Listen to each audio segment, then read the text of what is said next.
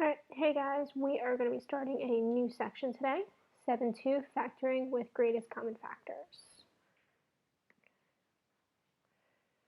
Okay, so I'm going to read this and then I'm going to explain exactly what this means, okay? Recall that the distributive property states that AB plus AC equals A parentheses B plus C.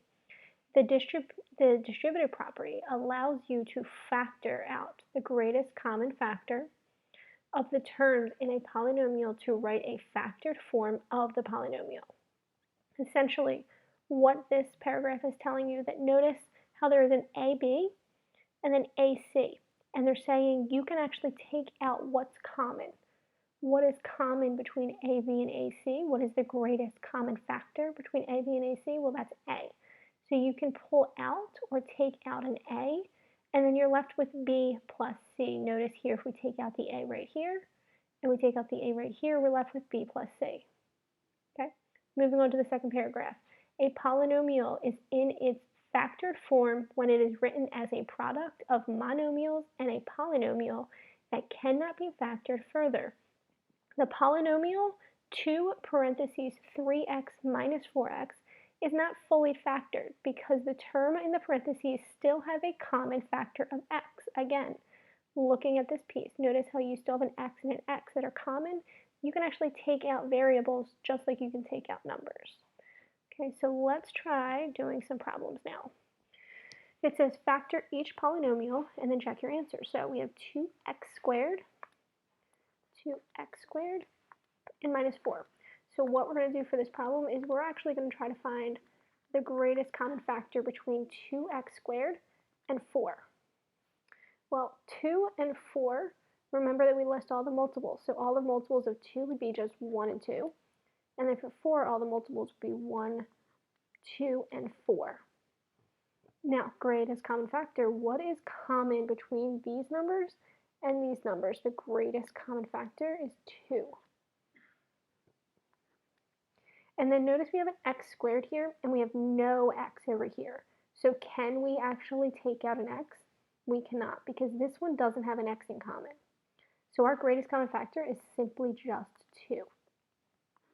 Now I'm going to erase a little bit of my work because we're not quite finished yet. What this is telling us, our greatest common factor, is saying that both of these pieces have a 2 in common. So we can actually take out 2 from this whole polynomial. When we do this, when we try to take out something, we have to then divide. So we're going to say 2x squared divided by 2. Well, 2 divided by 2 gets me 1. And then x squared, we never took anything out, so we're still left with that x squared here. Then working on our second piece of our polynomial, our binomial. You're going to divide negative 4 by 2, because remember we took out the 2. So negative 4 divided by 2 gets me a negative 2. And that is our final answer. We know it's our final answer because look at this problem. Can we take out anything else that's common? Between 1 and 2, there's nothing in common. X squared and no x, there's nothing else in common. It also tells us to check our answers. So I want to make sure that we're checking our answers. How do we check our answers? We check our answers by simply just distributing back in. Okay. 2 times 1x squared gets me 2x squared. And then 2 times negative 2 gets me negative 4. Now notice we just went back to our original problem, so we know that this is a correct answer.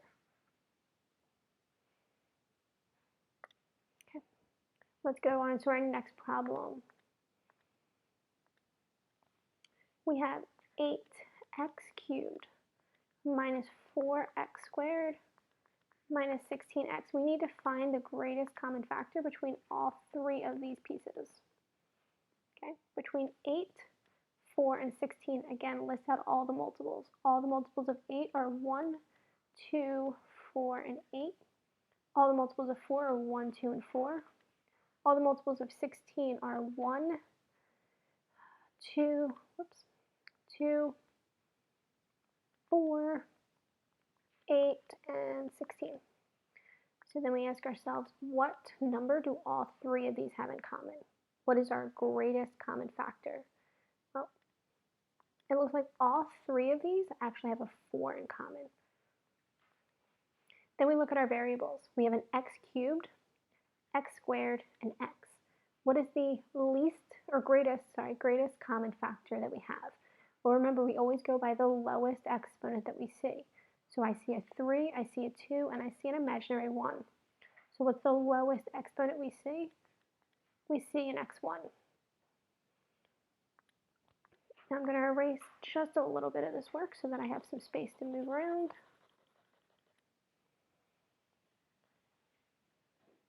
Okay, so 4x to the first power, that is telling us that we can take out a 4x to the 1 power from this whole trinomial. When we do this, remember we're dividing, so we're going to divide everything. Oops. We're going to divide everything by 4x. Okay, each piece, 4x divided by 4x. So when we do 8x cubed divided by 4x, we're left with 2x squared. 8 divided by 4 gets me 2.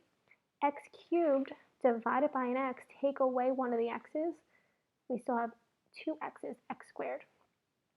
Do it for each of these pieces. We're going to get negative x, and we're going to get negative 4.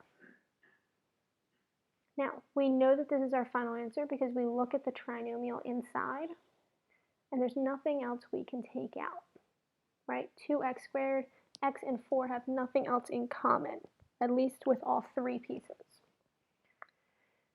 Always check our work. So we're going to check our work by distributing it back in.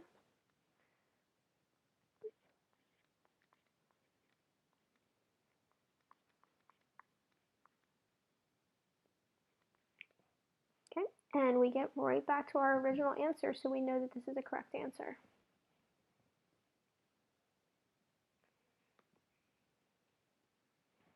Okay, well, let's try some more problems.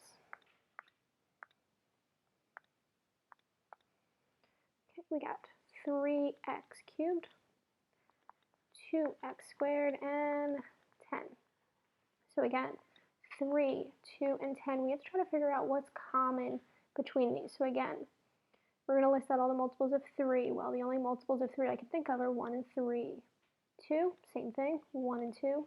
And for 10, we get a couple more. We get 1, 2, 5, and 10.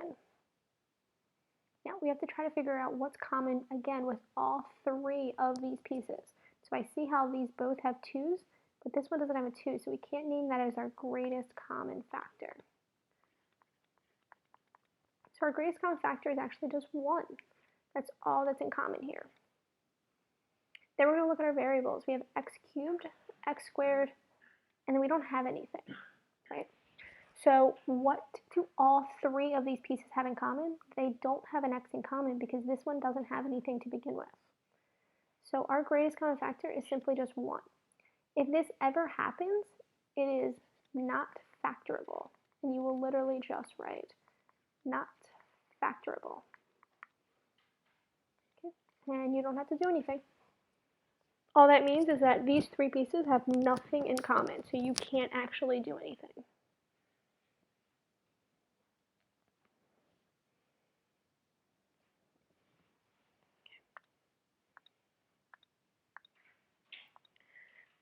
Next one would be 3b and 9b cubed. Again, listing out just the numbers, the multiples of 5 and 9, we're going to do 1 and 5. 9 would be 1, 3, and 9. What is our greatest common factor here? Again, just like our last problem, they really don't have anything in common, so our greatest common factor is just 1. But the difference between these 2 problems, notice we now have a variable in common. We have at least 1b in common.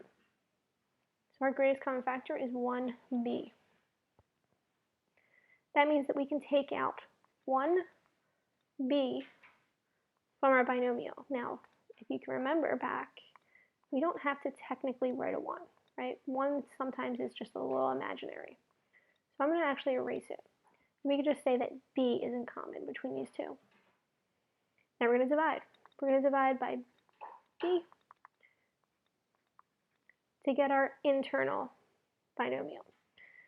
5b divided by b gets me 5. And here we're left with plus 9b squared. And remember, we're always going to check our work. So we're going to distribute it back in. We get 5b plus 9b cubed, which is our original problem. So we know that this is our correct answer. Okay, we're going to do one more, and then you're going to be left to do classwork on your own.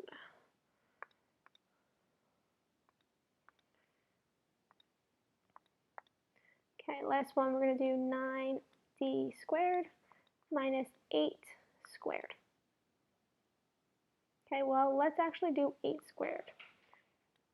I don't know why they would do that, so let's just write it as 64. That was silly for them to do that. Okay, so now we're going to list out all of our multiples. We have 1, 3, and 9, and for 64, we have a whole lot of them. We're going to have 1, 2,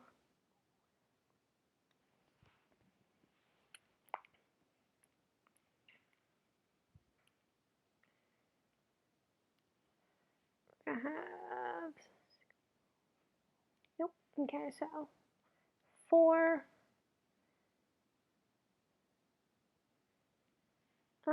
8,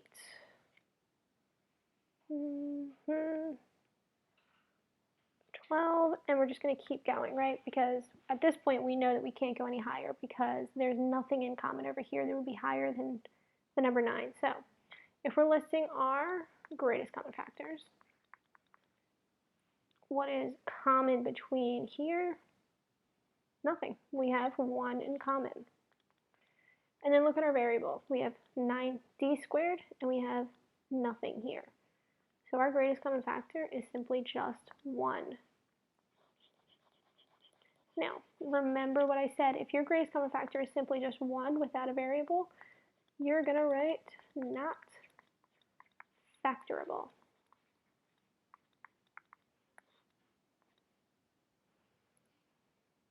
Okay. All right, let's try one more because I don't like the way that ended. So let's try one more. So we're going to go 8x to the 4th power plus 4x cubed minus 2x squared. List out all the multiples of these.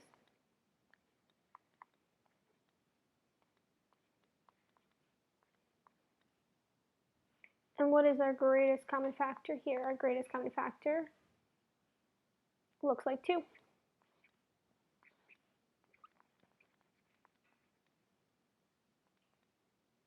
Now look at our variables. We have x4, x3, and x2, and remember we always go by the lowest exponent. So our lowest exponent is x squared. So our entire greatest common factor is 2x squared.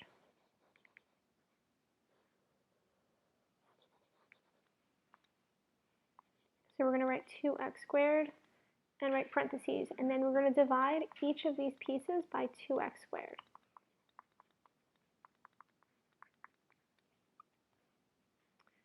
Eight divided by 2 gets me 4. X to the 4th divided by x squared gets me x squared, and we're just going to keep doing this.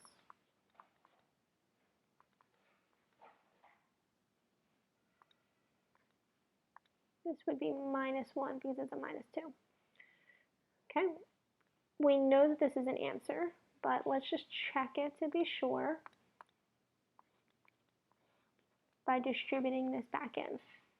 And we get 8x to the 4th power plus 4x to the 3rd minus 2x squared, which is our original answer, so we know that this is the correct answer.